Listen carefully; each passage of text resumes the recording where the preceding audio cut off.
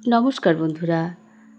আজ ১৪৩১ বঙ্গাব্দের প্রথম দিন অর্থাৎ পয়লা বৈশাখ। তো আমার সমস্ত ইউটিউবার শ্রোতা এবং দর্শক বন্ধুদের জানাচ্ছি শুভ নববর্ষের অনেক অনেক প্রীতি ও শুভেচ্ছা। প্রত্যেকেরই সারা বছর অনেক ভালো কাটুক, সবাই অনেক অনেক সুস্থ থাকুক এই শুভকামনায় আজকের দিনে প্রত্যেকেই অনেকে মিষ্টি মিঠাই খান। তো আমি একটা নোনতা রেসিপি নিয়ে আপনাদের জন্য হাজির হয়েছি। আমি তৈরি করছি চিংড়ি মাছের চপ। তো দেখুন বন্ধুরা, লোভনীয় চিংড়ি মাছের চপ আমি কিভাবে তৈরি করেছি।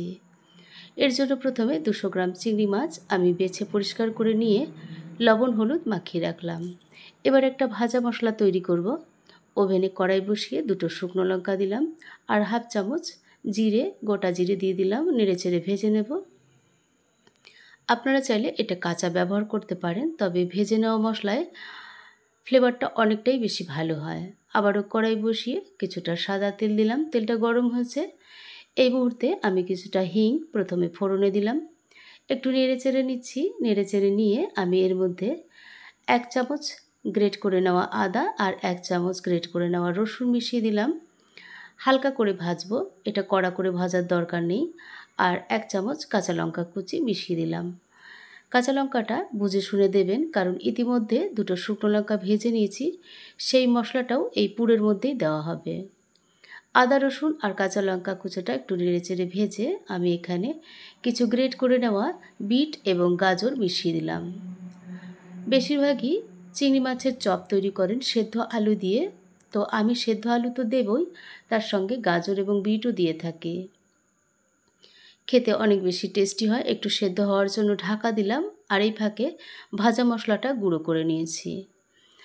এই বিট গাজরটা সেদ্ধ বেশিক্ষণ করতে হবে না, তার কারণ কি, এরপর চিংড়ি মাছ সেদ্ধ আলু যখন দেব তখন কষাতে কষাতে আপনা আপনি বিট আর গাজরটা সেদ্ধ হয়ে যাবে। কিছুক্ষণ নেড়ে চেড়ে আগে থেকে যে চিংড়ি মাছগুলো আমি লবণ হলুদ মাখিয়ে রেখেছিলাম সেটা মিশিয়ে দিলাম। মিশিয়ে দিয়ে আবারও কিছুক্ষণ নেড়ে চেড়ে সেদ্ধ এবং ভাজা ভাজা করে নেব।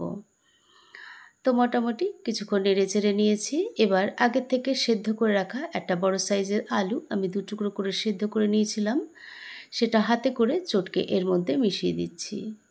এই আলুটা দিলে চপের ভেতরটা বেশ নরম থাকে আর চপের যে আকারটা গড়ে নিতে বেশ অনেকটা সুবিধা হয়। এবারে খুন্তিতে করে আস্তে আস্তে করে আমি মথে নিচ্ছি। মথে মিশিয়ে নেব। আর এই ফাঁকে লবণ হলুদ স্বাদ মতো দিলাম। লবণটা বুঝে দেবেন, কারণ চিংড়ি মাছে লবণ দেওয়া ছিল। এবারে আস্তে আস্তে কষাতে থাকবো যাতে করে পুরটা খুব সুন্দর হয়ে তৈরি হয়। এখন দেখতে পাচ্ছেন রঙটা কি সুন্দর হয়েছে। পুরটা খুব সুন্দর তৈরি হয়ে গেছে। মোটামুটি চিংড়ি মাছের পুরটা মোটামুটি তৈরি হয়ে গেছে। দেখতে পাচ্ছেন কি সুন্দর কষা কষা হয়ে গেছে। শেষ মুহূর্তে আমি দিচ্ছি কিছুটা লেবুর রস আর ভেজে রাখা মশলাটা আমি ছড়িয়ে দিলাম সমস্তই। আর দিয়ে দিচ্ছি হাফ চামচ মতন চাট মশলা, দিয়ে দেব হাফ চামচ মতো চিনি। এইভাবে বিট গাজর দিয়ে যখন চিংড়ি মাছের চপ তৈরি করবেন তখন অবশ্যই এই লেবুর রস এবং চিনিটা কিন্তু দেবেন, তাহলে স্বাদটা কিন্তু অনেক অনেক অনেক বেশি হবে। তো নেড়ে চেড়ে পুরটা আমার তৈরি করা হয়ে গেছে, বেশ শুকনো শুকনো তৈরি হয়ে গেছে। এখন আমি এটাকে নামিয়ে ঠান্ডা হতে দিচ্ছি। আর এদিকে এই মুহূর্তে বাটিতে একটা ডিম আমি ফাটিয়ে নিয়েছি, সামান্য একটু লবণ দিয়ে একটা ডিমের ব্যাটার তৈরি করে নিলাম। আর এদিকে নিয়েছি বিস্কুটের গুঁড়ো। বিস্কুটের গুঁড়োটা এটা আমি বাজার থেকে কিনে নিই। আমি টোস্ট বিস্কুট কিনে নিয়েছি, কিনে শিলে করে গুঁড়ো করে নিয়েছি, কারণ বাজারের যে বিস্কুট গুঁড়োটা পাওয়া যায় সেটা কিন্তু মোটেও ভালো থাকে না, তার মধ্যে কখনো কখনো বালিও থাকে। এবারে যে চিংড়ি মাছের পুরটা ঠান্ডা হয়ে গেছে, এখন একটু নামিয়ে নিয়ে আমি হাতে করে মথে নিলাম। মথে করে এবারে চপের আকারগুলো গড়ে নেব। আমি এখানে হাতে করে মোটামুটি চেপে চেপে ডিমের আকার করে গড়ে নিয়েছি। আপনারা চাইলে গোল গোল করে নিতে পারেন। এক এক করে সমস্ত চিংড়ি মাছের চপের আকারগুলো গড়ে নিয়েছি। এখন এর মধ্যে বিস্কুটের গুঁড়ো আর ডিমের ব্যাটার দিয়ে কোট দিয়ে নিতে হবে। তো প্রথমে এক এক করে আকারগুলো ডিমের ব্যাটারে ডুবিয়ে পরে আবারও বিস্কুটের গুঁড়ো ছড়িয়ে নেব। এইবারে আবারও ডিমের ব্যাটারে ডুবিয়ে আবারও বিস্কুটের গুঁড়ো জড়িয়ে নেব। মোটামুটি দুটো দুটো 4টে কোট পড়বে। এভাবে চেপে আমি চপগুলো মোটামুটি সাজিয়ে নিচ্ছি। আর মনে রাখবেন, এই চপগুলো সাজিয়ে নেওয়ার পর মোটামুটি 20 থেকে 25 মিনিট এটা সেট হতে দেবেন।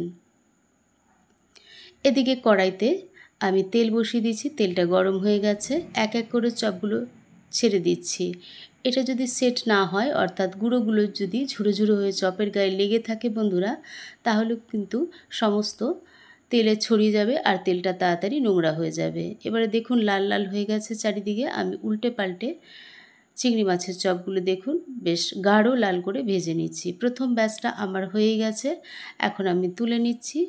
ঠিক একইভাবে দ্বিতীয় ব্যাচের চপগুলো আমি তুলে নিয়েছি। মোটামুটি 9টা এখানে চিংড়ি মাছের চপ আমার তৈরি হয়েছে। গরম গরম এই চিংড়ি মাছের চপ বিকালে চায়ের সঙ্গে খেতে অসাধারণ লাগে। আমি এখন পরিবেশন করব। এটাকে আমি টমেটো সস দিয়েছি, তার মধ্যে গ্রেট করে নেওয়া শসা এবং গ্রেট করে নেওয়া গাজর দিয়ে পরিবেশন করেছি। এর মধ্যে চাইলে পেঁয়াজ কুচো এবং লঙ্কা কুচোও দিতে পারেন, আর চাইলে কাসন্দ দিয়েও খেতে খুবই ভালো লাগে এই চিংড়ি মাছের চপ। তো বন্ধুরা, চিংড়ি মাছের চপের রেসিপি এতক্ষণ দেখলেন। যদি ভালো লাগে তাহলে লাইক করবেন, শেয়ার করবেন, লিখে জানাবেন কেমন হয়েছে, আর সাবস্ক্রাইব করে অবশ্যই আমার চ্যানেলের পাশে থাকবেন। তো বন্ধুরা, নতুন বছরে সবার জন্য আবার অনেক অনেক শুভকামনা, শুভেচ্ছা জানিয়ে শেষ করছি। সবাই ভালো থাকবেন। ধন্যবাদ।